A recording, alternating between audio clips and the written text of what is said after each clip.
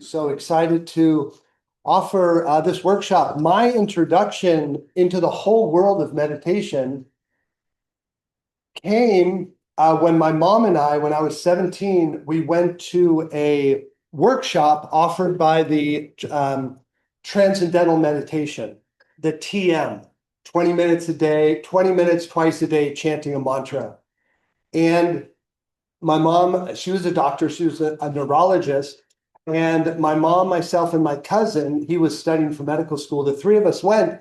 And the reason my mom and my cousin were so excited about it because the presentation was rooted in science. It was rooted in the science behind meditation. And at that time, which was the late 70s, um, the data on why meditation was helpful, meditation and yoga, pretty interchangeable activities. Meditation is part of the whole yoga system. Was the conductivity of the sensitivity of the skin, which changes as you enter into a more peaceful state of being, and also blood pressure. So those were the main scientific tools. These days, there's so much more research about the benefits of yoga and meditation on our minds and on our bodies. So it's fascinating. Now there's monks and nuns, or people who've meditated for us for a few days, going into their best meditation, being slid into an MRI machine, brain scan happening, see the different blood flows in the brain scan. It's really fascinating. And so for me, it lends me a lot of enthusiasm, but also more belief in the practices. Because I might not be in a very good mood, or this or that's going on. I think, should I go to meditation? Should I do my own meditation? But then just when I remember how good it is for me, even if I don't want to do it, just slowing down my breath, etc. So real excited to offer this. I want to start out, I'm going to give a little bit of the big picture overview, and then Sergio is going to speak. And I want to read the first three paragraphs because I said it well once, and no sense in trying to re-say it, in a book that Kelly and I wrote called Teaching Meditation and Mindfulness to Children. And this was about the big picture of why and how meditation, or where meditation fits into this journey of health and well-being. And I want to begin by, before I read this, it talks about the body, the physical body. And even though in our minds, we know we're here in the 21st, 22nd? 21st. We're here in the 21st century, and the thoughts going through my mind and what I think is real and unreal. And we're in this time frame. Our bodies are millions of years old. The systems in our bodies have been evolutionarily growing for hundreds of millions of years. So our digestive system, for example, is very rooted in plant biology. And so it's not our modern day thinking mind that's running our digestive system. It's this ancient evolutionary system. And so even though we're in the 21st century, our bodies are still in the jungle. Our bodies are running from saber-toothed tigers. There's things that can hurt us all around. So we're still biologically and evolutionarily, our bodies are ancient. Okay, and the body, what comes into the mind, the body doesn't distinguish between, oh, that's just fear arising from a movie, as opposed to, oh, that's fear arising because of a deadly animal chasing me. Or if we feel helpless and like there's nothing we can do and start to feel hopeless because of a situation, if we read a news article that brings up the same emotion, again, the body is not distinguishing between one and the other. It's having the same effect. And so regulation of our nervous system is a really key part of why meditation and mindfulness and yoga work so well. So here's the part about the nervous system. The activity of our bodies is regulated both consciously and unconsciously by the nervous system. The two main parts of the nervous system are the central nervous system, which is composed of the brain and spinal cord, and the peripheral nervous system, which is composed of the nerves that connect the central nervous system to the outer parts of the body. And by outer, that includes our internal organs, our brain, our heart. That's the outer, that's outside of the central nervous system. We, in the study of meditation and mindfulness, will focus on the peripheral nervous system because it houses a subsystem that is highly relevant to the study of yoga and meditation, namely the autonomic nervous system. Autonomic. So you can think of the word autonomic as automatic. It's running on its own based on the inputs that are coming in. So, for example, our digestive system, our respiratory system, our cardiovascular system, these are all autonomic. The autonomic nervous system controls processes that are unconscious or involuntary.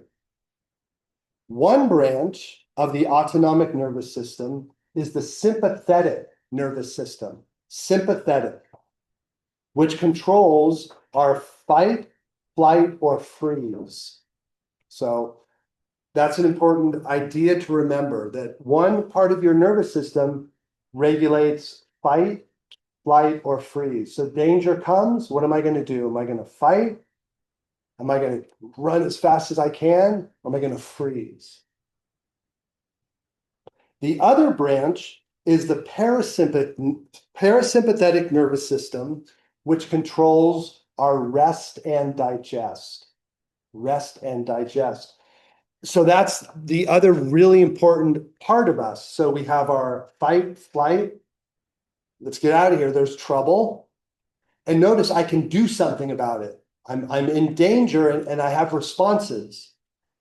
The other side is the rest and digest. So I used to watch a lot of the Wild Animal Kingdom when I was growing up. And I always think, when I think about this, I think about the lions in the savannah in Africa. There's the battle for food. They're killing, animals killing each other, eating each other. So it's horrific battle. But then there's the victor lazing in the sun, sleeping after consuming their prey. So it's the fight or flight for survival, and then it's the rest and digest. So a healthy life is a balance of these two. And what has happened in our modern society is our fight or flight is tremendously overstimulated. We're overstimulated by things that cause fear and nervousness. And we're not giving ourselves time for the rest and digest. So we go to work, a lot of challenges, stress. It's time for our break, when it would be nice to have a cup of tea and sit and feel some sunlight on ourselves.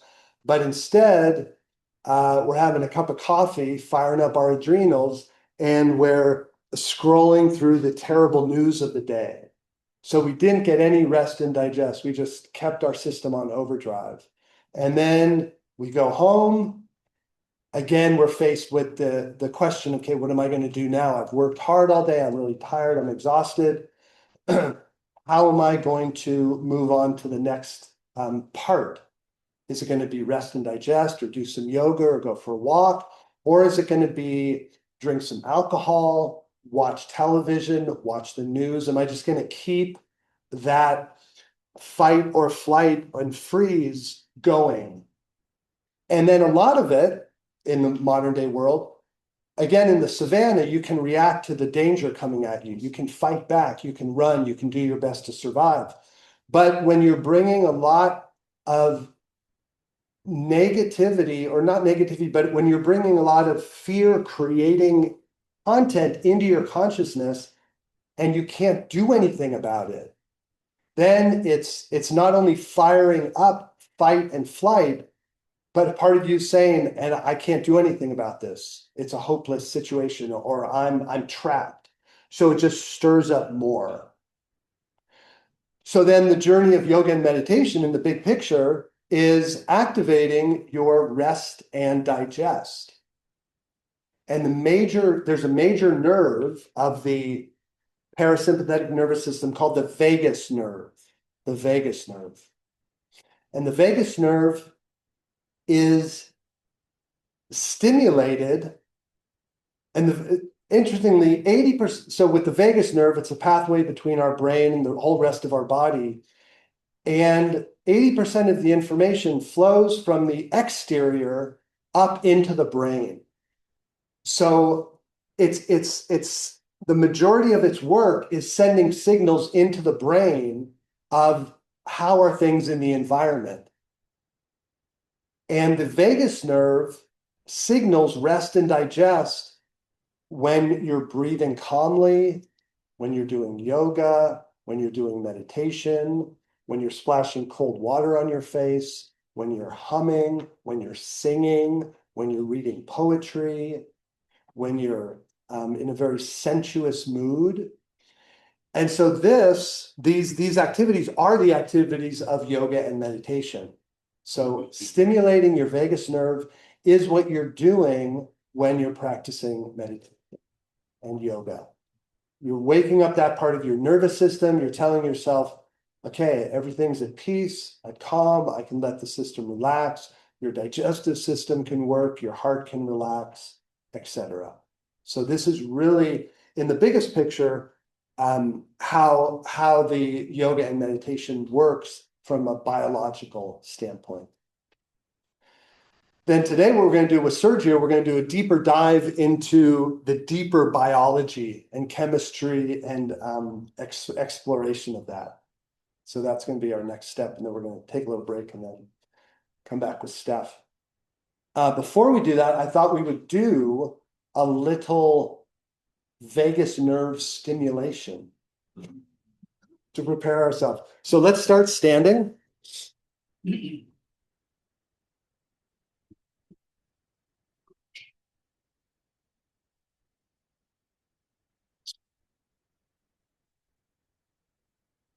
Now, in the world of fight or flight, a big part of it is feeling isolated.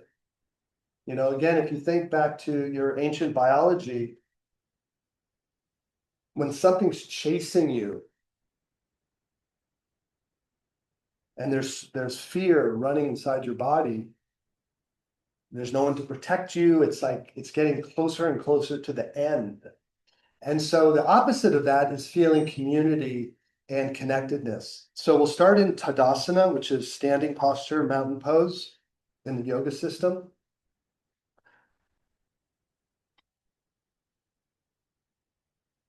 Our somatic nervous system controls the movement in our body. So slow, controlled movement stimulates the vagus nerve. So standing confidently, lift the toes a little bit. Feel the balls and heels of your feet. Balance. Balance relaxes, energizes the vagus nerve. So bring a little movement to your body just to enjoy balance.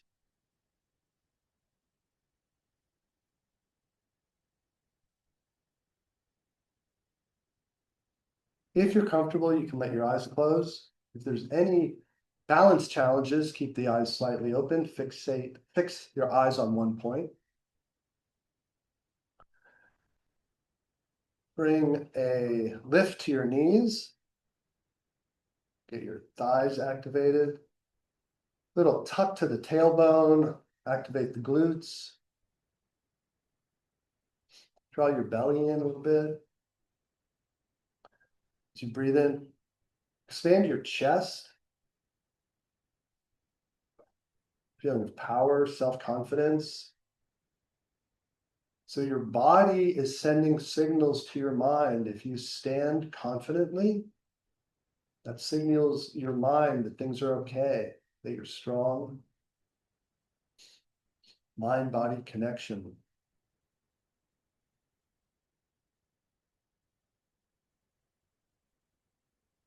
Any of you who have cats know how good it feels when you're petting your cat and it just relaxes and purrs. So humming. So now what we're going to do is we're going to bring in sound for our vagus nerve. Let's do 3 breaths where we're sighing on the exhale. So we're releasing exhale. Breath in.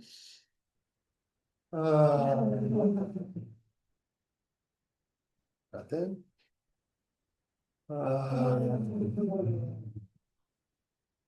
More.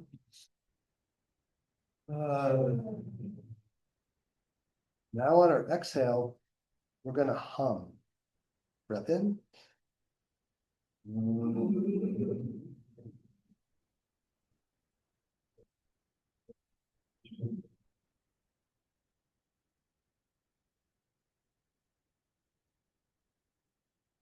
In.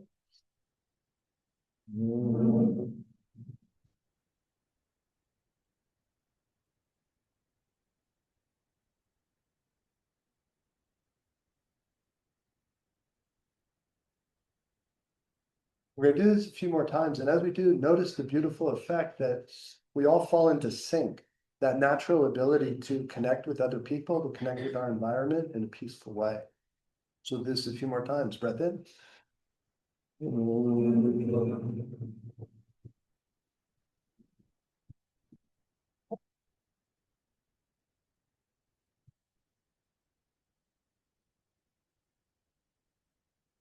3 more.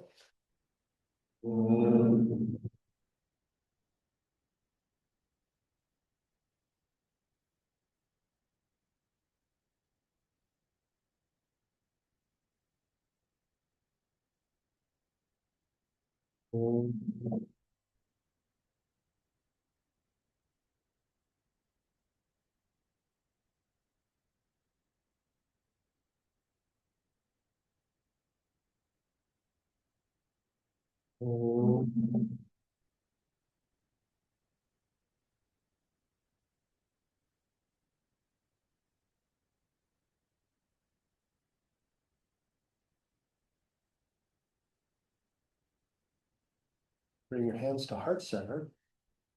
So you can be aware of your heartbeat.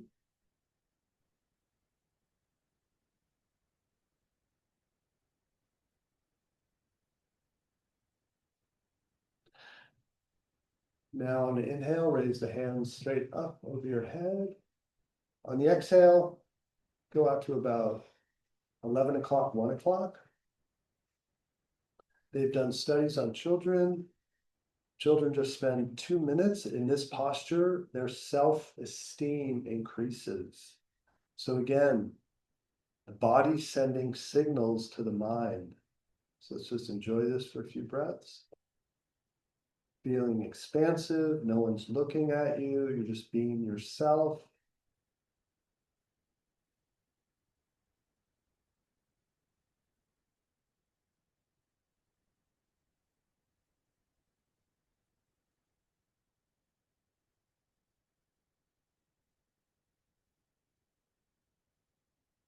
Now over the next 3 or 4 breath cycles, slowly, without looking, bring your fingertips to touch in front of your heart. So thumb to thumb, pointer to pointer. Just enjoy body awareness.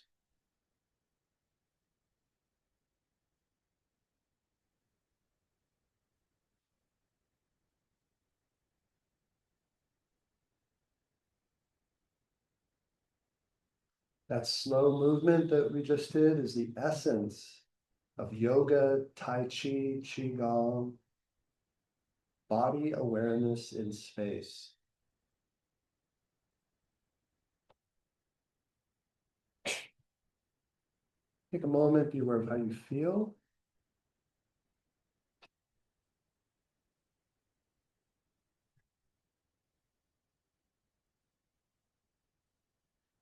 And as we proceed with the program, we're going to take a deeper dive into the biology and chemistry of the body to understand why these practices are so beneficial.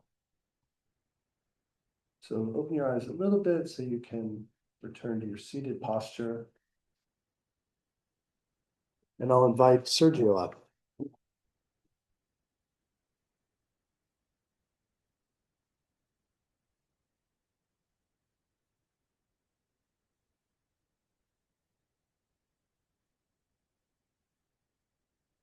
Hello, everybody. My name is Sergio. I'm gonna do a little introduction of myself, and later I will go into more detailed explanation how meditation helps at the biological level, keeping healthy. All right. So first of all, I'm a scientist. I have been doing science for over 20 years. I spent 10 years in the academic field doing research with stem cells. This is the field that I have been working on for all my career. I moved into pharmaceutical companies, different stem cells, biotech companies here in San Diego. I'm originally from Spain. I moved here to US 13 years ago. And I owe so much to science because when I was 2 years old, I almost passed away. I was diagnosed with diabetes, right? And thanks to science, I'm alive, right? And I could, over my life, I saw how my personal contribution could help patients with diabetes. I was working in a pharmaceutical company that cured diabetes in 10 patients, 10 humans, right? So I know that science really, really helps, right? Humans to be better. On the other side, I'm fascinated by the role of science and the meditation together. And one of the questions that comes to my mind and many others is how science can explain the actions of meditation in the human body, right? So over the last 20 years, as you can see in this graphic, the number of publications has raised exponentially since 2000s, right? In 1986, a person that maybe you guys know, Joe Dispenza, he was very famous because he had a car accident. He was riding a bike. He was hit by, at that time, by a truck. He almost lose his mobility in the body. And doctors told him, you need a surgery. And he said, no, I don't want to get a surgery. I'm gonna do meditation, practice meditation, and let's see what happens. And he recovers himself, right? And from that, he did a lot of studies studying the role of meditation in the regulation of the hormonal balance in the body and how that affects human health, right? So at this moment, in 2026, we have over 8,000 different scientific publications that are exploring the role of meditation in human health from a scientific perspective, right? And this is what we are gonna talk about today. But before getting into the biological terms, I gave you this picture, pretty easy. I'm gonna do some definitions, all right, to get warmed up scientifically. Most of you guys love science like I do.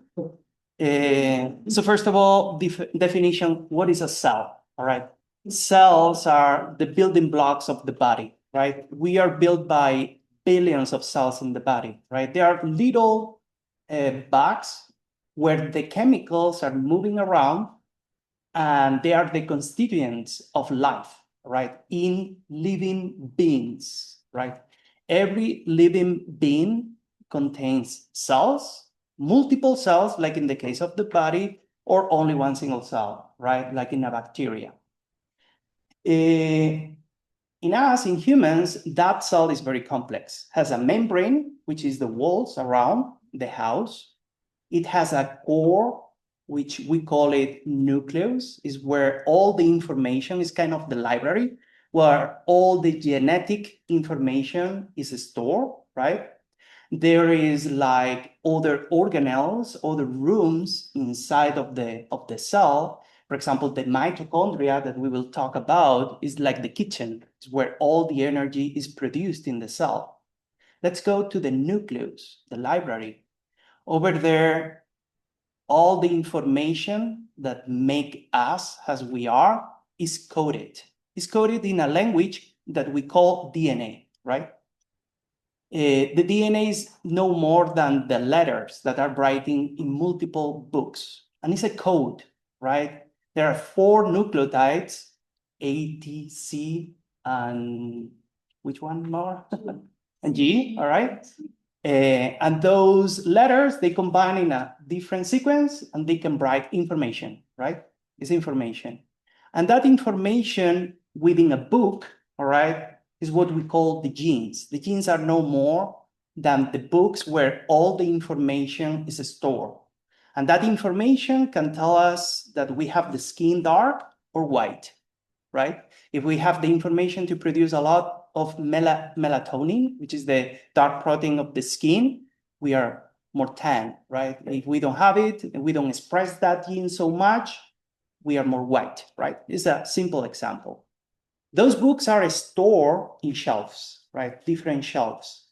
And those shelves, we call them chromosomes. A chromosome is just a long piece of DNA, all right, that stores all the information. The DNA is no more than a chemical molecule, huge chemical molecule that contains the information, all right? So we know what is a cell, we know what is a gene, we know what is the mitochondria, we know what is the DNA, we know what is the chromosomes. Let's go to certain topics that we are going to talk about. The genes codify information, and that information in the genes goes into a different partner. It's a protein, right? It's like the chef that is making the food in the house, right? In the kitchen. So those proteins can make actions, right? The chromosomes, when cells are dividing, right? One cell creates 2 cells. Those chromosomes are, at the end of the chromosome, there is a shorten of the sequence, right? And there is a protein called telomerase that I will talk about, that the role of that protein is to extend the information that is lost every cycle of division, right? Why do we age? We get older, we age because those pieces of information are shortened for each cell division, right? And that can create some damage in the cells and aging over time, right? So there is a protein, very important protein called telomerase, which action is to protect the end of those shelves, right? Not losing DNA information in the cell. There are other terms we are going to talk about. Inflammation. What is inflammation? Inflammation is swelling, right? When we get an insult from the environment, we get inflamed, and we release chemicals in the body, in the plasma, that cause that inflammation, right? Part of those chemicals are the free radicals. We are going to talk about free radicals related with the oxygen. Free radicals are no more than oxygen-related molecules that are produced during the process of metabolism in the body. And those free radicals can cause damage in the sequence, in the information in the DNA. And there are other molecules like the antioxidants that blocks the free radicals and make us healthy. For example, when oxygen is very important for life, all right? But in excess can cause damage in the body. So it's like an apple. If you cut an apple and you let it exposed to oxygen, it's going to get rotten, brown, right? So the same happens inside of the cells. And finally, we are going to talk a little bit about cellular stress, which is no more than all those environmental stimuli, right, that cause damage inside of the cell and at the end of the day in the body. So over the last 20 years, we have been studying scientifically in a deep, deep level how meditation affects the genes, the DNA, the proteins, the hormones in the body, and how that is linked with a better health. So if you see this infogram here, there is a brief description what I am gonna talk today. Meditation doesn't just relax your mind. It does create a change how your body is affected by it in a cellular and genetic level. So we will talk about changes in the gene expression in your genes, how meditation slows aging, how meditation boosts energy in the human body, how meditation reduces the inflammation in the body and also in the cells, how meditation makes genes more flexible. We'll talk a little bit about that, and how meditation enhances the repair that happens in your body at the cellular level, right? So basically, meditation, as I was mentioning, is not only relaxing the mind. It has an important role changing your body, how it works in a deep biological level. And there are thousands of articles that demonstrate in different aspects of science how that happens. We know that meditation changes how your genes behave, right? So imagine a gene. A gene is just a book in the library, right? There are genes that they are linked with inflammation and with stress in the body, right? And those genes are expressed, all right? They are expressed, they are active, they are reading, the books are read when there is insult from the environment. For example, we eat a very fatty food, right? With a lot of fat and sugar. When we are overwhelmed with a lot of calories in the body, if we eat more, those stressful genes related with inflammation, they're gonna switch on, right? However, there are other genes that are protective genes, right? That protect us from environmental stressful cues, right? There are proteins that are antioxidants. They remove the excess of oxygen in the cell, or other genes, protective genes are the telomerase that I was mentioning before. And those genes protect the cells from cell death, right? So we know that meditation change how those genes are expressed or not, right? We know that meditators, people who practice yoga and meditation chronically, the survival genes, antioxidant genes, the good genes starts to be expressed, pop up. Those books are read from the library, whether compared with non-meditators, right? And there are studies, multiple studies in where they take cohorts of people, like 40, 100 different people, same age range, right? And similar style of life. Half of them, they are meditators, and the other half are not. They are the controls, right? And when they extract the blood, all right, and they analyze the cells in the blood, those cells we call PBMCs, peripheral mononuclear blood cells, right? Those cells, they express different genes. So they observe like the meditators express genes related with health, whether the non-meditators, they don't express those cells quantitatively so much. Okay? Any questions about that? You understand? All right. There are genes related with stressful hormones. Anyone can tell me a stressful hormone here?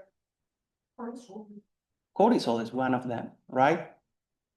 When we wake up in the morning, all right, the first biological response we get, we are starving, we are fasting, right, overnight, is release cortisol.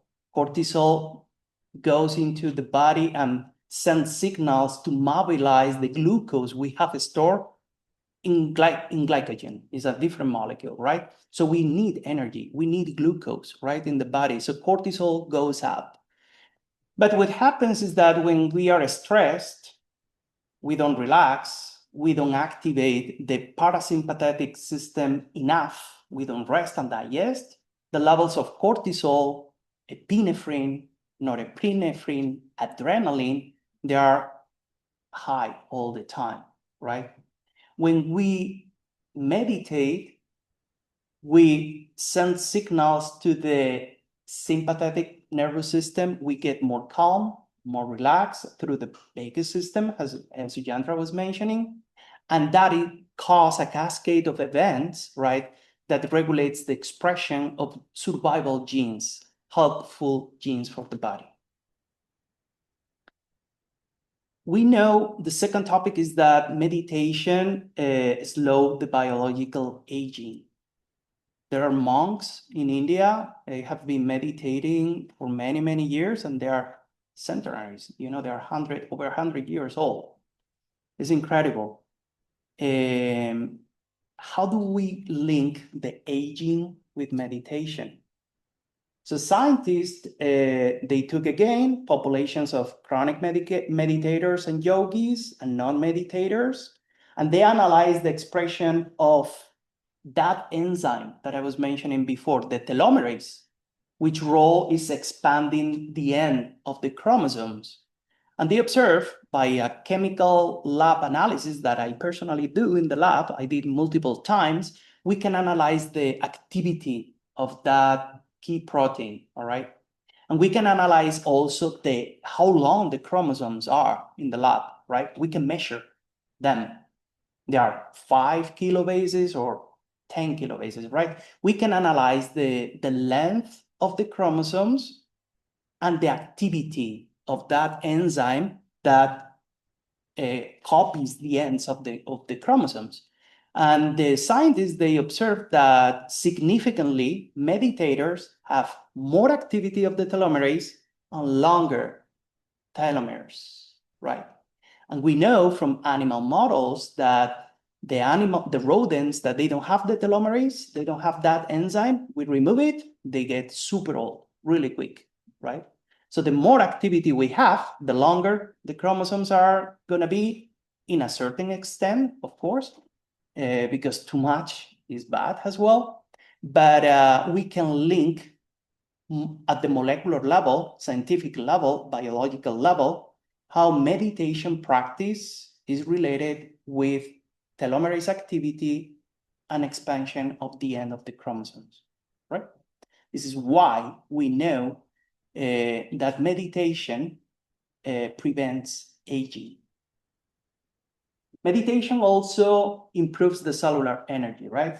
So we were talking about this guy, the mitochondria, the kitchen of the cell is where all the energy is produced, right?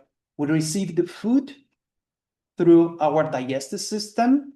We process that food in that kitchen, and we release some other molecules in there in the mitochondria that keep us active, right? Energetic. We have energy, we have fuel, right?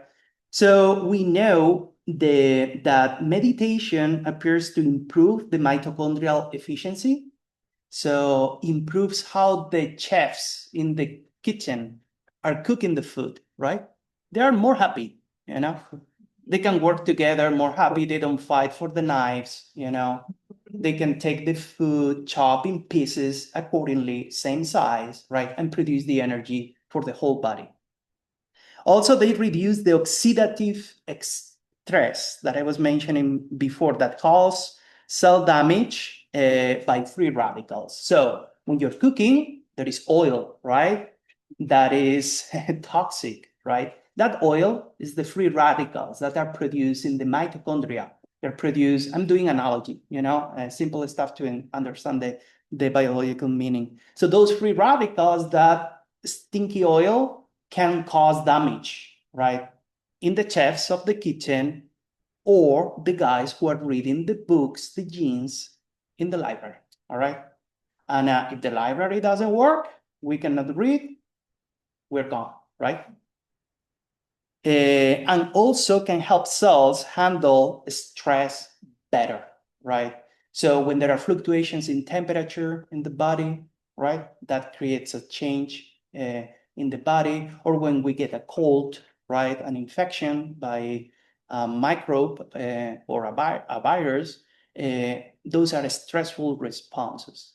So we know that meditation, through that boost in energy, through that organelle, the mitochondria can respond better to environmental changes.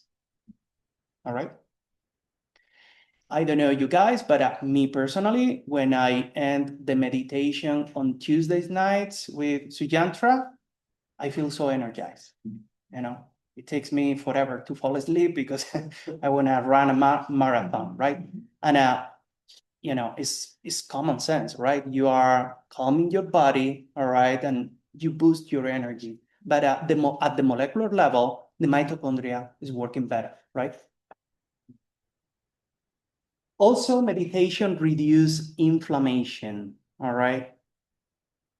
Inflammation happens in the body by production of molecules. We call them inflammatory molecules, right? Some of them, we call them cytokines. Some of them, or interleukins. They are molecules that are produced by the body to send signals that something is going wrong, right?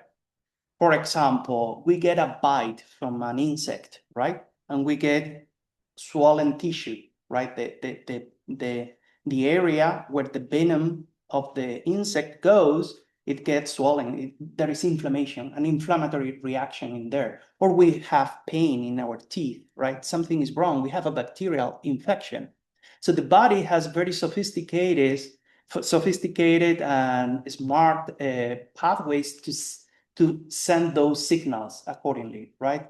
So when we get an insult from the environment, we release those molecules, those inflammatory molecules by different parts of the body, and that inflammation causes damage if it is non-controlled. This is why when we have pain, when we take ibuprofen, which is an anti-inflammatory molecule, we prevent the extra damage that can happen, right? In some cases, we can get fever, right? And that fever can damage the body. We'll change the temperature through an inflammatory pathway to create an increase in temperature and kill the viruses that are affecting us. So we know that meditation lowers the levels in plasma in the blood of those inflammatory molecules in the body. All right. Why do we know? Same thing. We take meditators and yogis versus non-meditators and non-yogis. All right. And we extract the blood, the plasma, not the cells in this case, the blood, and we can test those inflammatory molecules. There are so many, and I can give you the names of them if you want to know. They're a little bit weird names, but I can tell you which ones are implicated. And the scientists, we have studied over the years how that happened. Also, the meditation shifts the immune system towards a more balanced state, right? Inflammation, as I was mentioning, is necessary for survival. Pain is necessary for survival. If we don't know, we are burning our hands when we put it on fire, we will die, right? So we will need to have signals in the body to protect us. But sometimes if we have extra signal, extra inflammatory signals, extra pain signals, we suffer a lot as well. So meditators kind of balance those signals and keeps the body in equilibrium. All right. So the inflammation in the body is equilibrated in meditators versus non-meditators. The fifth topic I'm gonna talk is like meditation makes your genes more flexible, right? And here comes a topic that is a little bit difficult to understand biologically. It's called epigenetics, all right? Comes from Latin and Greek, epi on top, genetics, genes, right? The genes are the books, right? If the book is closed, no one can read it. There is no information. The genes are not expressed. If the book is open, all right, we can read it. There are proteins in the cells that they open or close the books. All right. And those proteins, we biologists, crazy scientists, we call them epigenetic factors. They're the ones who open the book, open the expression of the genes, or they close it. It's very interesting. The name of those proteins are histones, and those histones can have molecular modifications, right? I'm not gonna go deep inside and the techniques we use in the lab to analyze that, but basically, meditation makes the opening and closing of the books more flexible upon need, when we need, right? So if we need to respond faster and more efficiently to temperature fluctuations, those proteins are gonna go fast enough to open the book, read the instructions, and adapt to those changes in the environment. All right? This is why meditation makes the genes, all right, the books more flexible. Better emotional resilience, improved long-term stress adaptation, and greater biological flexibility. All right. In other words, regulating those epigenetic markers in the cells, the actions of the meditation improves the adaptation to the environment, right? Which is critical for the survival of species. And this is why, this is my hypothesis, we humans have been meditating since we are humans, right? Because we need to calm our system, to survive and adapt to in evolution. And finally, the sixth topic I would like to talk is how meditation increase cellular repair, right? Cells, they replicate, they're born, they replicate, right? But they die too. Nothing is permanent, like Buddha said, right? Everything is in constant change, right? So cells are dividing, and when there are so many, they die. This is the cause of cancer, right? Cancer are cells that they lose the control of death and they expand massively, metastasize in the whole body, and kill humans, right?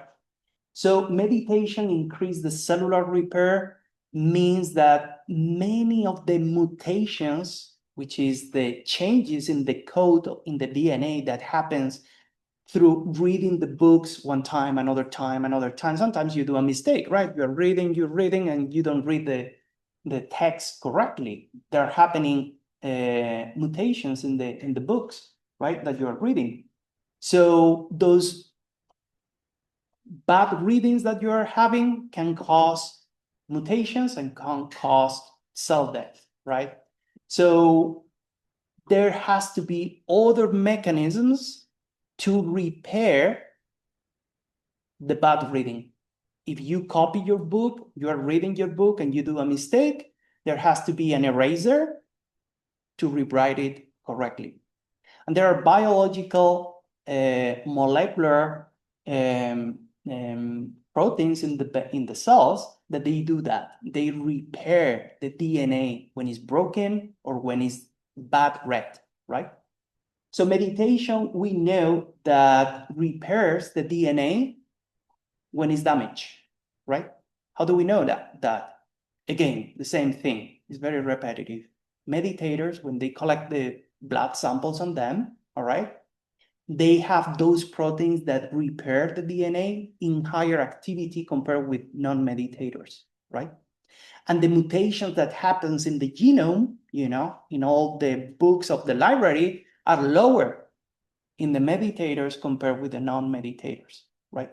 So the proof reading is more efficient when we practice meditation. Also, protects the cells by stress. Meditation protects cells from stress, all right? I was telling you at the beginning of the conversation that genes that protect from stress are more enhanced, and we know that because we can extract the cells and practicing different techniques in the lab to quantify the expression of genes, all right? At the genetic level. PCR is one of them. My friend Karen, which is here. She's a scientist and she knows what is a qPCR. All right, and she does in the lab every single day, and with me. So there are techniques that we do in the lab to screen the expression of the genes, right? And we know meditation enhances the expression of survival genes, antioxidant genes, helpful genes, whether the stressful genes, they shut down, right? They close the book and they're not read in meditators. Okay, so that's all I wanted to mention to you guys, but as a quick summary, in summary, the meditation may lower the stress hormones. We were talking the main candidate like cortisol is one of the ones we know the best. We have studied the best, and Dispenza was one of the first scientists going towards that direction. Reduce inflammation. He also participated in some articles observing the reduction in inflammation in meditators, kindness meditators, and multiple practices. We know there are many different yogic and meditation practices, but overall, in review, we observe a reduction in inflammation among all the different techniques. Improves the immune balance as well. Meditation improves the immune balance. As I was mentioning, boosts the energy on the cells at the cellular level and physiological level in all the organs of the body through the activity of the mitochondria. Protect against aging at the cellular level by activation of telomerase, that protein, protective protein at the DNA level, and improve the resilience to stress, right? It improves by expression of antioxidant proteins that protects from stress. Okay, that is very cool, right? That is super cool, okay? And you say, how that happens? This is my question. How that happens in the body, right? And here is my contribution, right? When we meditate, especially when we practice mindful meditation or Zen, especially, we calm the volume of the thoughts, right? So through the breath work, all right, increasing the oxygen level in the body, we can regulate the activation of the parasympathetic system, right? Just by oxygenation of the body. Inhaling, exhaling. That is sending signals to neurons in the epicarp, in the heart, that decrease automatically the levels of cortisol in the body. At the same time,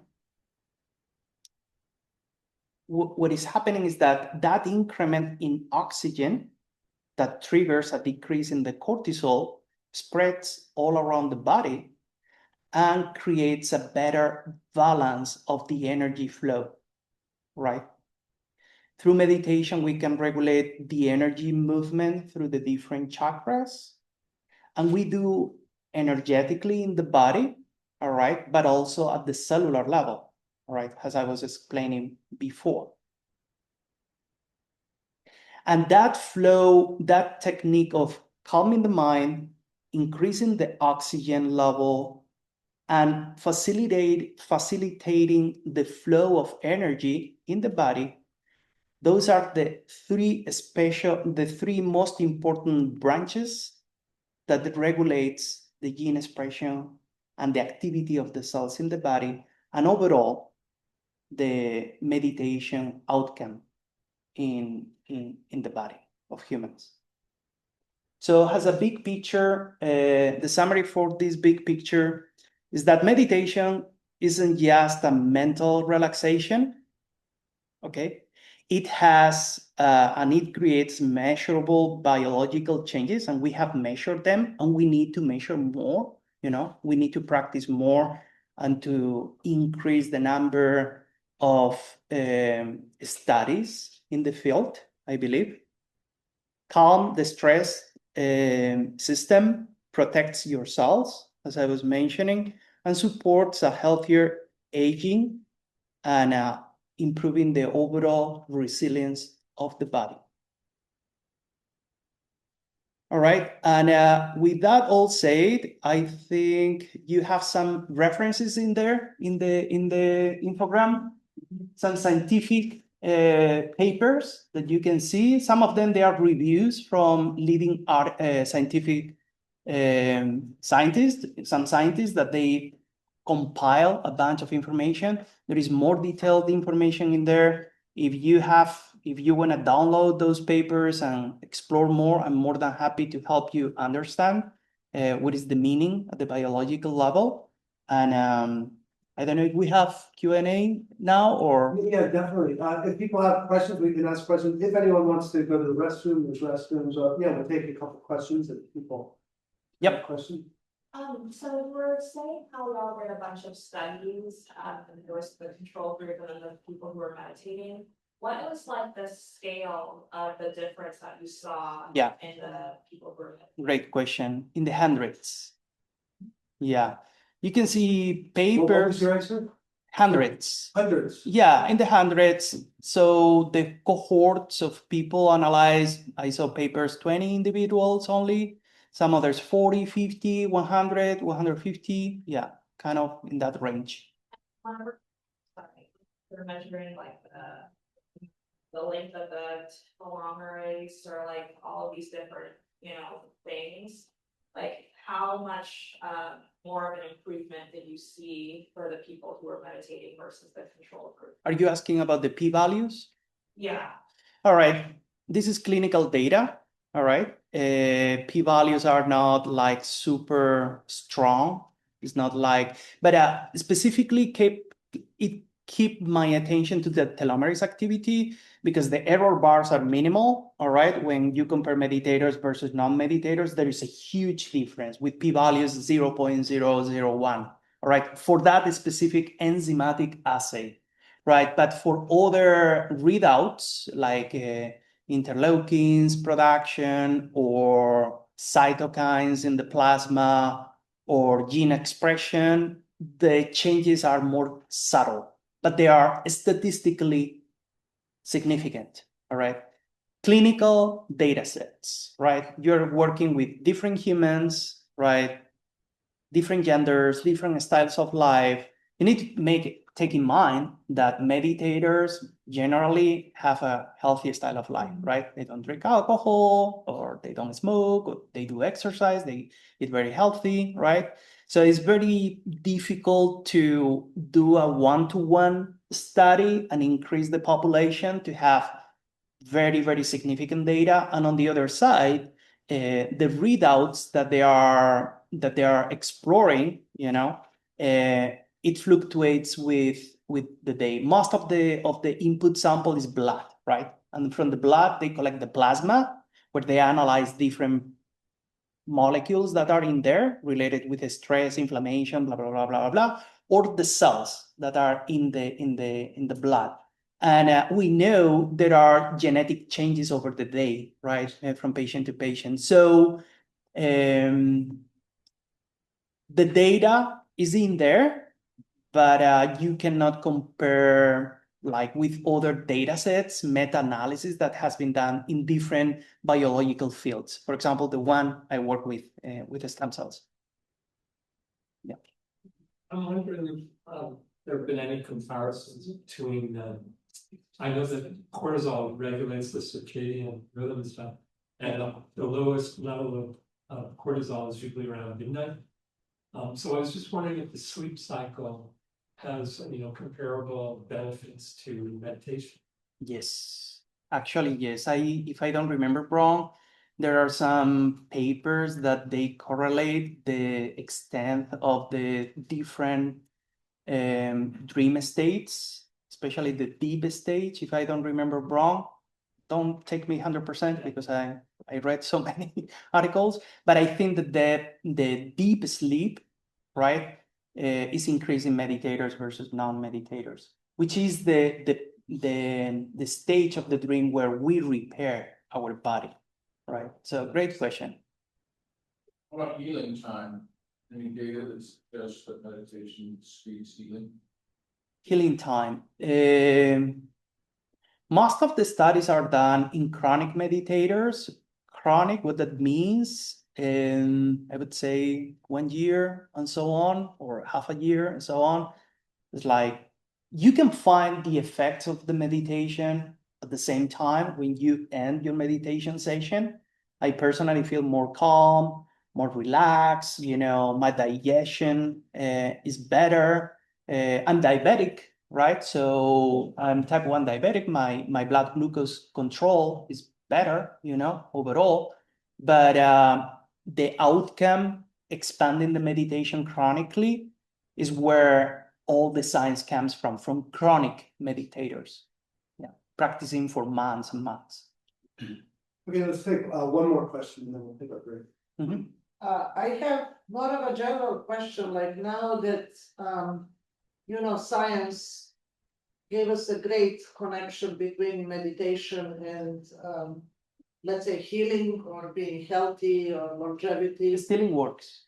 In Yes, the works. I know it's in works, but kind of like, what is being done with the awareness of that? Because kind of like, we don't want to leave this just as a theoretical or science kind of like, data that will be kind of like take somewhere. We want to kind of like promote the awareness, like, I don't know, like from schools to companies to everyday life of every one of us, you know what I mean? So what is your prediction, if any, that actually that can be achieved more and more and more? Which century did we say we are 21st? Yes. So you know what I mean, because if it's not applicable, then kind of like, it's just kind of like a great science research in the books. Because kind of like, I'll give the simple example. No, we understand. We got this. Yeah. Go ahead, Sergio. So I can tell you my subjective impression. I think the more we know about the link of science and meditation, the better are the roots to understand the process. All right. And on my humble opinion, if we all humans practice meditation since we are kids, all right, the healthier we are gonna be, and the more spiritually connected one with each other we are gonna be. So many of the suffering from the biological side or the spiritual side is gonna be removed. It's gonna be reduced by meditation, not completely abolished, but reduced. This is my humble opinion. And the more we practice meditation, the more we are aware of the effects that has on us, and we can share with the community. And this is our goal, right? In here. All right, Sergio, thank you very much, Sergio. Hi, everyone. Welcome back. My name is Steph. I'm a yoga teacher here at Pilgrimage of the Heart. And besides teaching yoga, I also specialize in Ayurveda, which is like the sister science to yoga, as well as nervous system technique for nervous system regulation. Most recently, I completed a year-long study underneath a doctor of clinical psych, and he specializes in this nervous system thing. His name is Dr. Steve Hawkinson. He particularly studied PTSD. That was the population that he served for 2 decades. And from studying and working with that population, he was able to derive certain techniques that help support the nervous system. So that's what I've learned. That's my specialty. My interest lies in where the nervous system sciencey stuff overlapped to the spiritual practice. That's like the sweet spot that I really like to notice and to bring attention to. But before we get started, I just wanted to name a few terms that we hear a lot, and I wanted to to highlight a few missing pieces that don't often get talked about. So Sujantra did such a great job naming our autonomic nervous system, our sympathetic and our parasympathetic. So the three states that he already touched on are fight, flight, and freeze, right? We would call these sympathetic arousal. So that switch is now turned on. So fight, flight, freeze, we don't really get to pick or choose which one we get. The system learns one early on and it tends to stick with that one. What I want to highlight is oftentimes we can think that we are either just in fight or flight or we're not. That's not untrue, but it's not the full picture because all of those states are on a spectrum. So there's low grade sympathetic arousal and high grade sympathetic arousal. So I'll just quickly touch on the spectrum that might be helpful. We'll start with flight. Flight response is to remove oneself, right? To get out of there. So a low grade flight response begins as worry or feeling a little bit anxious, right? So that's a low grade sympathetic arousal. As intensity rises, those responses get more intense as well. The far end of that spectrum of flight would be panic. Think of like a panic attack, right? You can't really go much more intense than that. Or a flight example would be, yeah, getting chased by that saber-toothed tiger, or, oh my God, my house is on fire. I got to grab a few things and run, right? Panic. So you can see how we start on a low grade sympathetic worry and we can go all the way up to the top. So that's flight. Fight. Low grade sympathetic arousal starts off as irritation, frustration, right? Oh, you'll even see in my body language just now, I did almost like a fight stance, right? When you feel frustrated or irritated, I do private sessions with people on this thing, and I'll know that they're in a fight response because they'll either make fists or they'll be like, oh, I was so mad, and they'll show their teeth. Did you see how fast I did that? Oh, like a snarl. Right? That's primal. That's subconscious, right? But that will show that someone's in a low grade fight response. Right? So we start with that irritation, frustration. It goes all the way up to rage, right? When you hear stories about like a fit of rage, people describe it as like, I saw red or I saw black, right? What they're describing is a disassociated state. Right, so that would be at the very tippy top of fight. We're on freeze.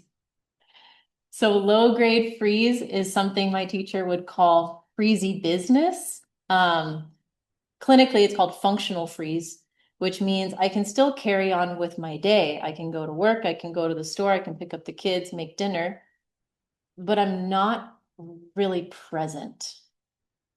I'm not really here. Probably we've all had conversations with people like that, where like they're able to hold a conversation, but you can tell they're not really like getting it, or they're not able to really attune to you in an emotional, deeper sense. Maybe they gloss over things, right? So freezy business, my Nana would call it being a busybody. Like you can't really sit still, like a little ping pong ball. That's functional freeze at the low end. And at the high end is a state called immobility. Immobility. Sujantra touched on this, like when you feel like you can't make a change or do anything about it. This will present as like burnout or hopelessness. So the example I give for this is like, and he already touched on this, like the news cycle. Because those headlines are so highly intense and we're just getting fed them over and over again, a lot of those headlines correspond to something on the other side of the world, right? So I can't do a whole lot about that. So if it happens once or twice, not a big deal, the system carries on. But if it happens chronically over a long period of time, that could lead to immobility, the far end of freeze. And the reason that happens is because my energy or the emotional intensity I'm feeling about that has nowhere to go. Right? So I just have to hold it. And when you have to do that chronically over a long period of time, the system will burn out. Almost like in your house when the lights turn off, because what happens like when too many lights are on, it's like a circuit will break, right? And you have to go down to the basement and turn that thing back on, right? So it's sort of like that burnout. The system has been too much, too high, and it can't move the energy. And then that brings us to the point of kind of these superpowers of those states. So both fight and flight, the superpower is for flight, I get to run. For fight, I fight. So I get to spend that energy, right? That energy gets to move somewhere. With freeze, it's a little bit different, right? We're frozen. Think of deer in headlights. So we're not moving the energy, but the benefit to freeze, can anyone guess what the benefit of freeze might be? Protection. Your predator Might not see you. That's right. The benefit for freeze is it gives the system a break. Right? When I'm in freeze, I'm not doing anything. And the interesting thing is that when you work with people in freeze, the only way out of freeze is through freeze. So when I work with people one-on-one, or you may even see a therapist do this in session, is you'll notice, that person's in that functional freeze, or maybe they're all the way towards immobility. And it's almost like their system can't take in any more input. Like they've reached their max. And so when that happens, as a clinician, we might say, how would it feel to take a break? And in fact, you don't even have to pay attention to me. You can just zone out for a few minutes. And oftentimes you'll watch them just like, really? That's allowed. I can do that. And then this remarkable thing where it will happen where you allow them to zone out, and within a couple of minutes, they come back to you and they'll go, okay, how are you? And you notice this shift that has happened in them because that freeze got to essentially defrost a little bit. So they'll come back. So the antidote for freeze a lot of the time is to stop inputs into the system because we're over our max already. And then for the other two, we would approach it as, well, with fight, a lot of times people in a fight response feel isolated, like no one understands me. So we might have some sort of a camaraderie approach with them of like, oh, yeah, if I had a fight with my boyfriend like that, I'd be really mad too. If my boss did that, I would be really mad too. You join them so that they feel less alone. And that will bring the fight response down. And then the anecdote for flight is something like, let's say you're in a fight with your partner and they're like, I got to get out of here. I'm leaving. I have to go for a walk. I need to go cool off. They're being flighty, right? So the anecdote for that might be something like, okay, I'll be here when you get back. I'm here when you're ready. And it gives the system permission to expel that energy. And that's very comforting and organizing for their system to know you'll be here when I get back. Yeah. I'm sorry. I have a question when you said about the freeze. Maybe Sergio, you two together. What happens to internally if you're all of it is stuck in there? The burnout, chronically, if it happens chronically. Yeah. Okay, so those are the states. I can give a little bit of input on that. Sure. So in the brain, we have different neurons, right? That they're regulating different physiological aspects, all right? There are neurons that they are responsive for the flight and fight response. Most of them, they're activating neurons. We call them glutamatergic because the neurotransmitter is glutamate, right? And there are other neurons in the brain that participate more in the events of relaxation, and they are GABAergic. There is another neurotransmitter implicated in that. So the balance between those two main cores of neurons activating fight and fight response versus the calming GABAergic ones is what decides your response in the body. So this is kind of the connection. Gluta versus GABA, we say in neuroscience. Thank you. There's a fourth response that we won't get too lost in the weeds on, but who knows the fourth one? The fourth state? Fawn. How do we define fawn? Fallout, immobile. Fawn is often labeled as people pleasing. So this one falls on a slightly different circuit. I don't want to get too lost on this tangent, but fight, flight, freeze are sympathetic arousal responses or states of your nervous system that are attuned to you and really you only. Fawn is a little bit different because I'm attuning to my social context. It's very, very social dynamically based. So it's often called people pleasing.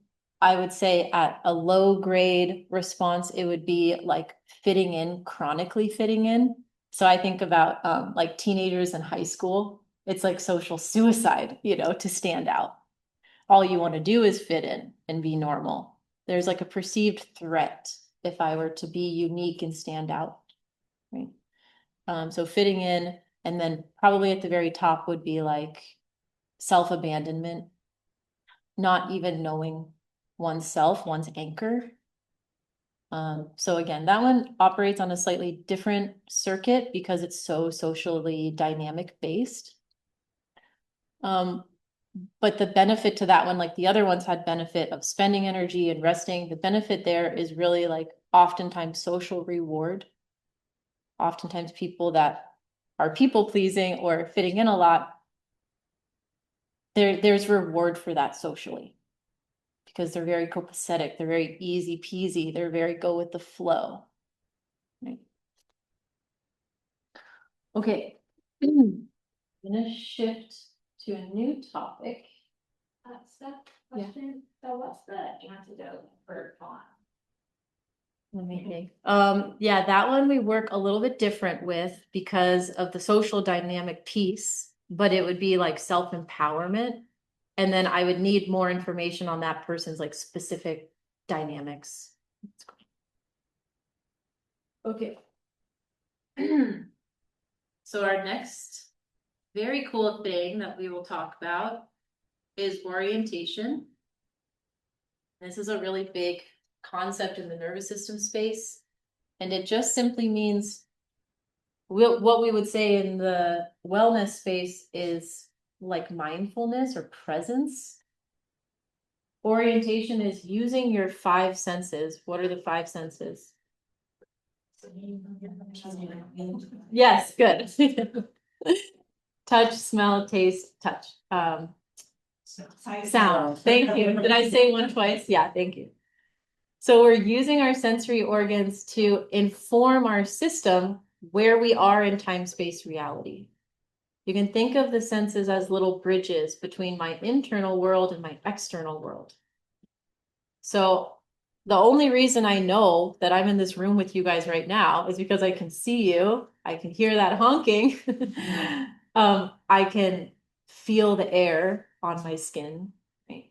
So my sensory organs inform me where I am in time-space reality. Oftentimes when we're in that high end of that high sympathetic arousal, think of like rage, orientation's offline. They don't know where they are. That immobile state, same. When we're in that really high grade for any of those, orientation's not available.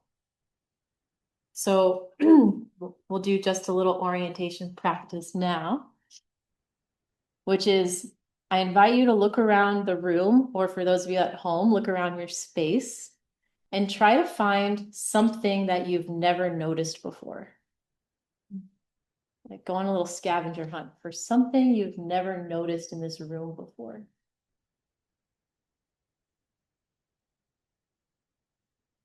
When someone has one, you can share with the group, raise your hand, let me know. Yeah. The exit sign. The exit sign, never noticed that. Yeah. Uh-huh. It's a little black tripod up there that I don't think is there. Oh, the little black tripod. That's right. That was not there before. Who else? Who else has one? Some Instruction here on lantern lights. It's- where? Oh, on the post? Yeah. We'll do one more. Who else? Saw something you've never noticed? Mm-hmm. The Who- wires in the back, and Oh, yeah, that's very specific to your vantage point. The wires on the back of the cabinet. Yeah. So that's just a little sample bite of an orientation practice, right? We're using our eyes to scan our environment, and that informs us where we are. When we work with people, specifically with that population I mentioned, the PTSD people, we're getting them to practice orientation constantly, many, many times throughout the day. Because a lot of the times when they get triggered or something happens, their system thinks that they're in the past, where this big traumatic thing happened in their past. So we're constantly feeding the system messages of the here and now. And we do that through our orientation practice with the senses. That's why yoga practice is so good, because we're orienting constantly through yoga, right? Our body, teacher calls attention to your breath. They help you visualize. They even give little cues for your emotions, feeling peace, calm, present, contentment, love, compassion. All of those things are orientation practices and highly organizing for the nervous system. Are you guys with me so far? Is this making sense? We're on to our next idea. And then we'll stand up and we'll do a little practice. The ISMA channels. In the nervous system world, these are the channels that we work with, and I'll define them for you. The I is the image. I think we'd say like imagination, visualization channel. S is for sensation. This is body awareness. So sensation specific to the body. M is for meaning, but that's kind of confusing. So I'll change this for you guys. For thoughts. These are our thoughts. So how we might see these, oh, last one is affect. I'll change this for, is emotion. So it's easier to understand. Okay. So we have image or imagination, sensation or body, thoughts, and emotion. These are the channels that we work with in the nervous system space. So for example, if I have a client that comes in and they're just like, oh, my thoughts are so loud today, right? Like I just can't stop thinking about XYZ. I know they're in their thought channel. And if the client is expressing some sort of like, it's like too much, you know, they can't stop, they're looping, or my thoughts are racing, or my thoughts are so loud, we would say that that channel is hot. So they have a hot thought channel. And so the cool thing is that we just help them switch channels like you would on a TV. We all have a predisposition to a nervous system state. We all have a predisposition to a fight, flight, freeze, or fawn response. And we all have a dominant channel as well, usually two. Oftentimes you'll see people oscillate between two. The sensation channel, the body, you know, so they'll be like, I have a knot in my stomach, or my throat closes up when this thing happens, right? They're having body channel sensations. Image. imagination, dreams. They'll be like, oh, I just can't stop seeing this like thing that happened. Right? So they're in their image channel. And then emotions. Emotions are probably the toughest one to work with because emotions arise from the body. They feel so personal. They feel like they are you. Even our language says like, I'm sad or I'm angry, whatever. But more accurately, it would be I'm feeling sad and I'm feeling these things because emotions are not permanent states. They're kind of like clouds in the sky. They feel very, very real when you're experiencing them, and they feel like they are you, but in fact, they're just moving through you. So the cool thing about yoga, meditation, is that they already use all of these, right? Like in a meditation practice, we use visualization all the time. We use our body sensation all the time. Think of like a yoga nidra, right? Where we're doing body scan. Thought meditation would be like mantra affirmations, like using your thoughts and honing them in on one single idea. Emotions, you can meditate on your emotions all the time. Think of like a metta meditation, loving kindness, meditating on love, compassion, all those things. So it's so cool because this is like very cutting edge Western science, but we've been doing this in our yoga practice really since like day one. Yeah. Which is so great because people that are practicing meditation oftentimes have all 4 channels available to them. And most people don't. Most people have 1, maybe 2. And those channels get exhausted, they get hot. But meditators are able to flip through these channels and use them and allocate energy through the channels. And that allows for like a fuller life experience as well. Yeah. Okay. Should we stand up for a little bit?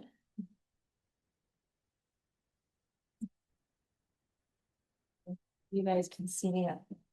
Okay, we're gonna do a little qigong. So have a little space between your neighbor. Just because we're gonna be doing this movement. Good. Okay, I call this one water dancer. So the movement, you see I have kind of a good base in my legs. Good. And the movement is that the arms go side to side, almost like a hula girl situation. But we want to focus on our weight shifting from one foot to the other. Good. Good. Kind of find a rhythm here. Okay. And then I want you to think about, as you're continuing this movement, that you're in waist deep water, in like a lake or an ocean. We'll use a lake. You're in waist deep water in a beautiful lake. And with the tips of your fingers, you're moving across the top of that lake.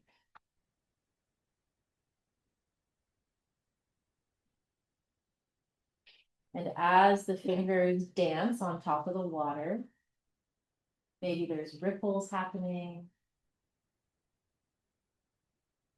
Perhaps you can imagine what it would feel like for the fingers to dance on top of the water. And the sound.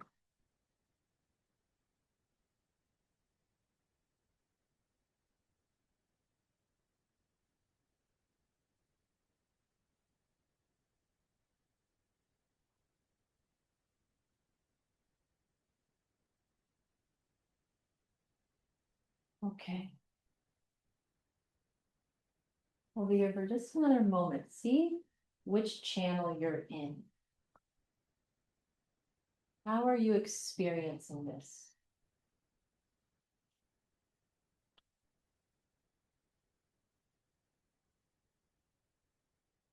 As we move that energy and move that water side to side.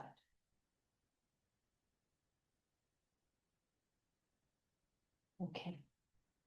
You can begin to slow down, Come to your center point. Then just to seal that in, we'll take a breath in with the arms lifted. Hands come together, exhale, pull apart. Press down with your feet, inhale, up. Exhale, nice and wide. Good, you can take a seat.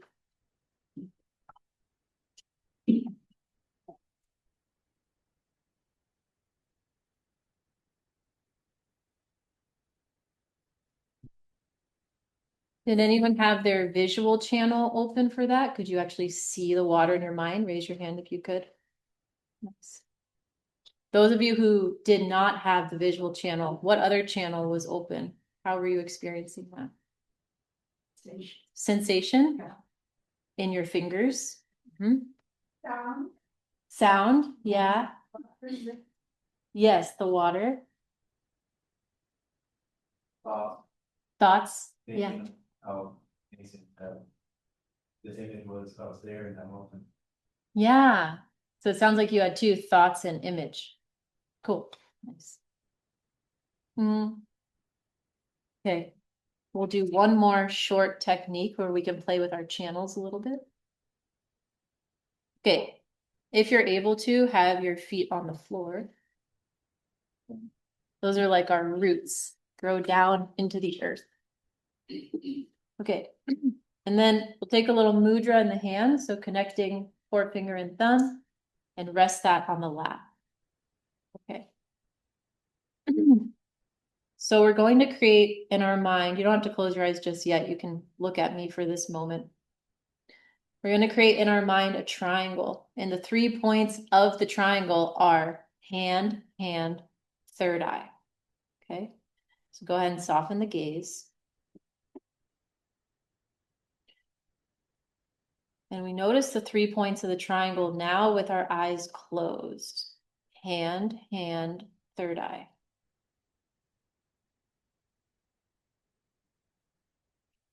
So the lower part of that triangle represents our earthly plane, the physical world. We feel our feet on the earth. We can even imagine roots, like roots of a tree, growing from the soles of your feet down into the earth.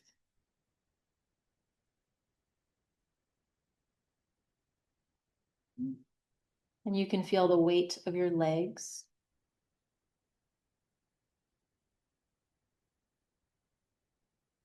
The stability, the foundation of the bottom of the triangle. The earthly plane.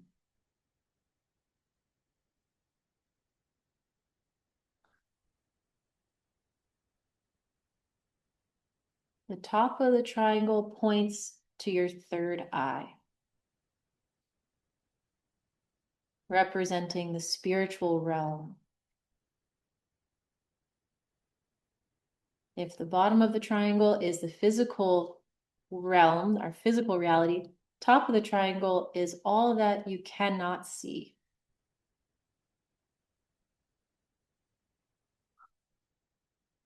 Thoughts, dreams, imagination.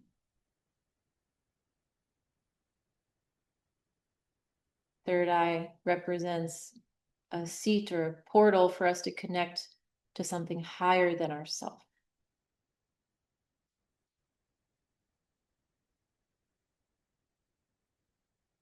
So then perhaps we can hold this image in our mind, the 3 points of the triangle, hand, hand, third eye,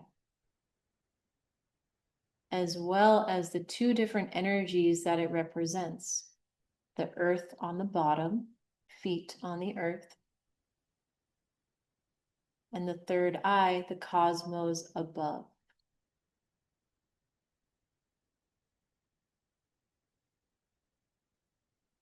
See if you can hold that image in those 2 different energies at the same time.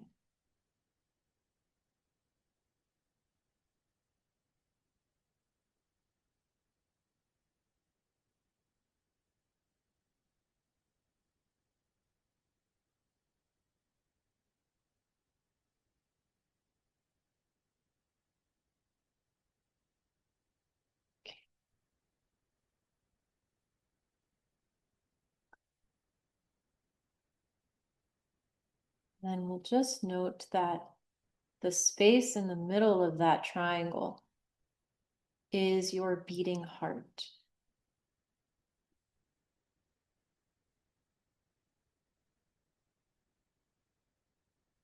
Just take a moment to sit with the quality, the pure radiant essence that is your heart.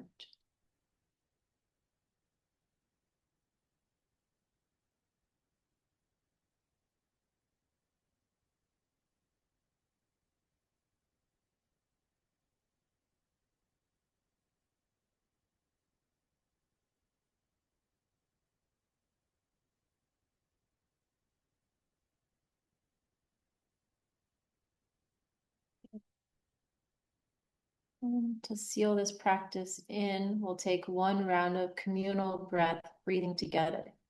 To prepare, exhale, breathe out. Into that triangle heart space, breathe in. One more in. Exhale, release.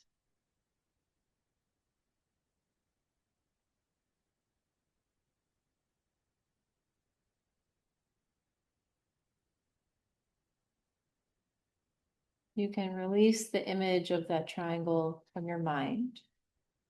Come into a state of less effort. Begin to slowly blink the eyes open. Easy does it.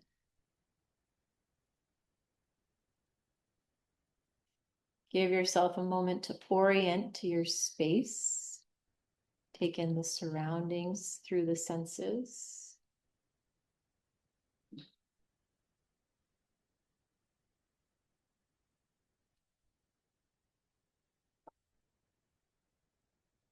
Okay.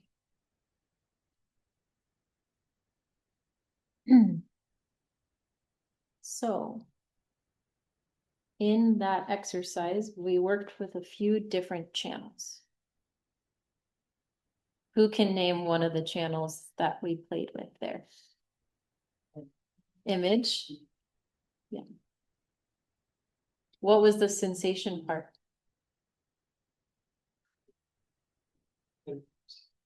The mudra and noticing like the weight of the legs, right? Another image was the roots from the feet. Lots of image actually above too. Did anyone have an emotion during that? Just curious, you don't have to say what it was, but yeah. Christy, you? Yeah, for you? Oh, okay. So we were playing with our channels there. Right? We're doing this all the time during meditation, during yoga. This process is already happening. The last thing I'll say about the power of orientation is that oftentimes when we're in a meditative state, think of like a shavasana, we're a little bit disassociated, but it feels good. Right? It's like we get to take a break. We get to let go. And that is good. It gives the system a break. A lot is happening during that break. But we also need to know our way back into time, space, reality. Right? The senses are like little breadcrumbs bringing us back. That's why oftentimes when you're coming out of Shavasana, the teacher will say, wiggle your fingers and toes, right? She's getting you into sensation. Right? And then notice your breath, right? So it's a practice of that, of orienting myself to where I am in time, space, reality, using various channels in my meditation practice, and then using my sensory organs to bring me back. Sometimes the awareness is inside, sometimes it's outside, and sometimes it's nowhere. That's when we're taking our break. Okay. I'll just wrap up with, I wanted to give you all a little journal time. I'm not sure that we'll actually have time, but if you wanted to journal back at home, it could be interesting to just reflect on which of these channels do I feel the most strongly? May I have like a deficiency in one of the channels? And then in those sympathetic arousal responses, fight, flight, freeze, fawn, which one do I have a disposition for? Which one do I experience most regularly? Just to know for yourself, right? Something to reflect on after class. Okay, thank you.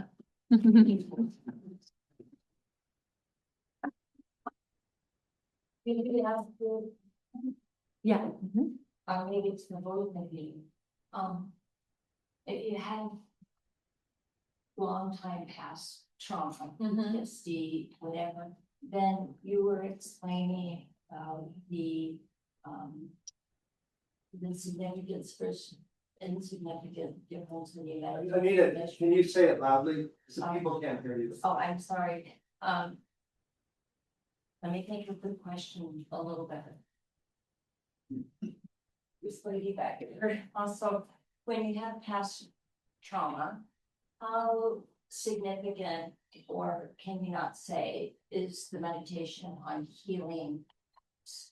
Is it just significant versus insignificant, or is it 2 times better, 10 times better at healing the polymerase and all of that? Yeah, you guys. I mean, yeah, just to say quickly, because I know we have to wrap up, it's like such a case by case thing. But I would say, like, when I work with people one-on-one, my first thing I'm really looking for is if they have orientation online available, because most of the time they don't. So if there's no orientation online, they're not able to like actually be present, we really just kind of start there.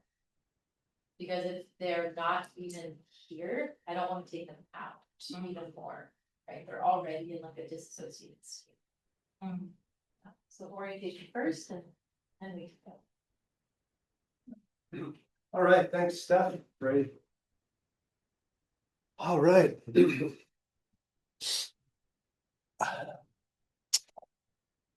So I think a nice thing to wrap up with is going to be talking about the vagus nerve a little bit. So we talked about the different dimensions of our nervous system. We got the deep biology of what's going on. And as Sergio said, calming the thought world, real important. So we're doing that with the meditation, bringing our thoughts to one image or into one mantra, calming the mind. And Sergio also pointed to the breath work, breathing slowly, deeply. And that's one thing that the yoga teaches you, is that 3-part yogic breath.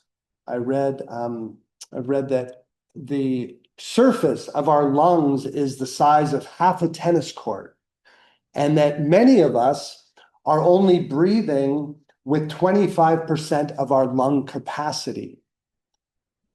And so we're just using we're just oxygenating a little bit. We're bringing in only 25% of what we can. And then there's a lot of stagnation that happens. So just learning that 3-part yogic breath is super valuable. And then the vagus nerve, stimulating your vagus nerve. And when it's time in those transition times of your day, when you're waking up in the morning, during your lunch break, or your break at work, when you first get home, before you go to sleep, focusing in on doing things to nurture and activate the vagus nerve. And so in our book here, there's a list of things, and some of them are a little surprising. Nervous system soothers. So of course, the breath cycle, gentle and purposeful moment.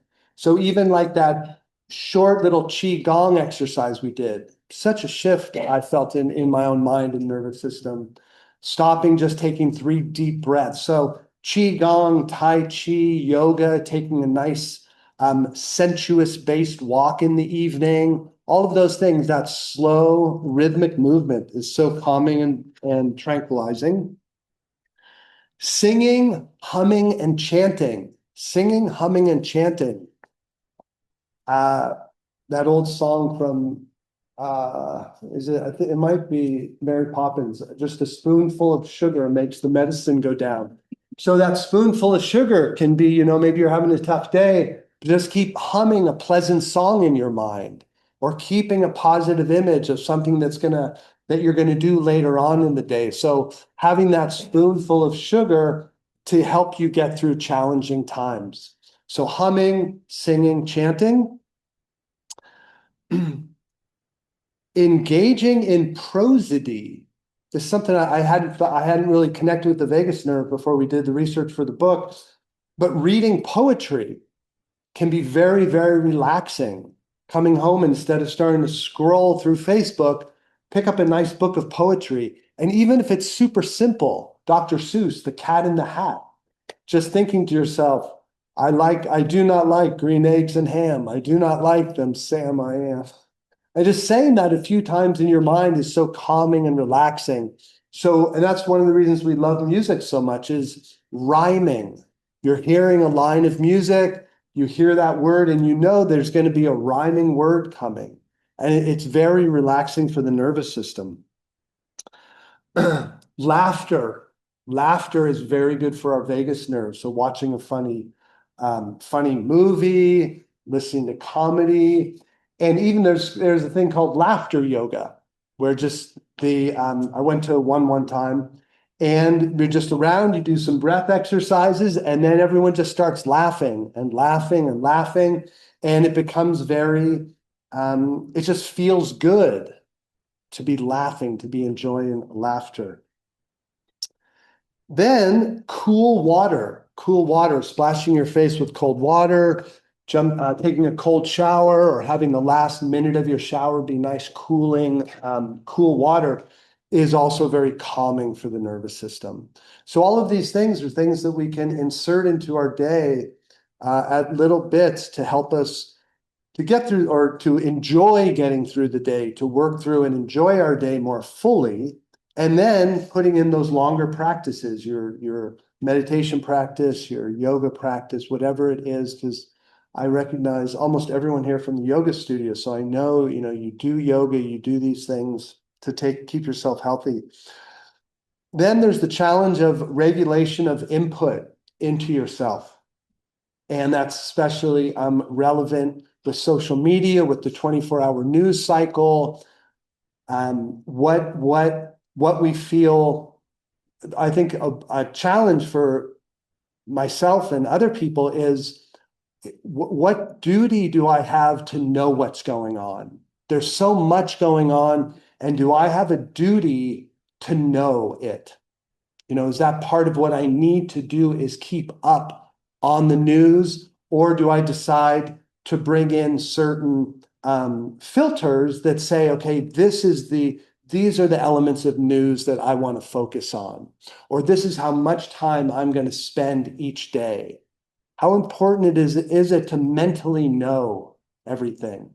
And I'm not espousing any kind of universal answer, but I think that's something we all have to ponder a little bit, because there are the extremes. There are cloistered religious people. As we sit here, there's cloistered religious people down on the Carmelite nuns on Holly Boulevard who are cloistered, no news, just prayer and meditation all day. That's their choice. Other people, 3 or 4 hours reading the New York Sunday Times, filling with wanting to know as much as they can. And so deciding what's healthy for our nervous systems. One way I regulate personally is what directly impacts my world and the people that I'm connected with. What I'm connected with. And that doesn't mean I don't think about things far away, but I would choose to focus on things where I feel like I can give some money to help, or give some time to help, or something like that. But things where I feel I can directly connect into that. Just that's how I've personally chosen. So yeah, taking all these things into mind. So let's conclude, and afterwards you're welcome to ask Steph questions, Sergio questions, myself questions, but for the for the formal workshop. Let's end with a little 3-part breath. So practicing just bringing in as much oxygen as we can. We're going to work with 3 different parts of our body, our belly, our rib cage, and our upper chest. And once we fill one, when you move to the next, the one that we just filled doesn't have to stay in that position. So for example, take a nice full breath and your belly goes out. Now feel your side ribs expand, bring breath up into the lower rib cage, and now up into the upper chest. Full breath and just relaxing, exhale. Close the chest down, rib cage, belly. Go through the cycle again, belly, rib cage, upper chest, exhaling. So do a couple more of these with the feeling of getting as much air as you can, as much oxygen as possible. Follow your own pace. Then complete exhalation, get all that carbon dioxide out.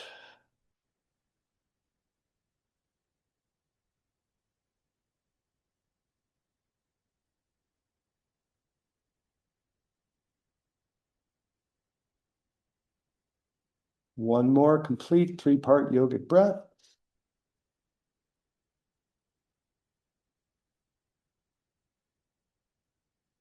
And then we'll end with 3 group hums. Breath in. An honor sharing this time with everyone. Thanks to Sergio and Steph for your nice, beautiful presentations. For all of you who practice yoga, who practice meditation, bring that peaceful energy into the world. Namaste.